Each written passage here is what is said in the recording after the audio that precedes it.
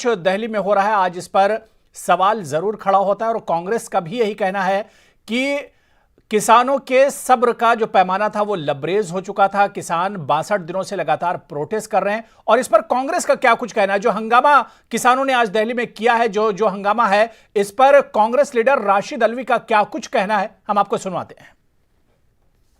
को पहुंच चुका है, पैमाना लबरेज हो चुका है। दिल्ली की सड़कों पर जो आंधी और तूफान आया है उसके लिए भारत सरकार जिम्मेदार है। अगर प्रधानमंत्री इन तीनों कानूनों को वापस ले लेते और लगातार बातचीत के बहाने किसानों को धोखा न देते तो आज ये नौबत नहीं आती। दिल्ली पुलिस को चाहिए कि किसानों के साथ शांतिपूर्ण व्यवहार करे, लाठीचार्ज, आंसू गैस न छोड़ा जाए।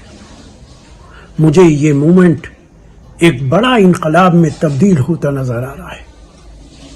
दुनिया के अंदर जब जब इनकलाब आए हैं वो इसी तरीके से आए हैं। प्रधानमंत्री को फौरन इन तीनों कानूनों को वापस ले लेना।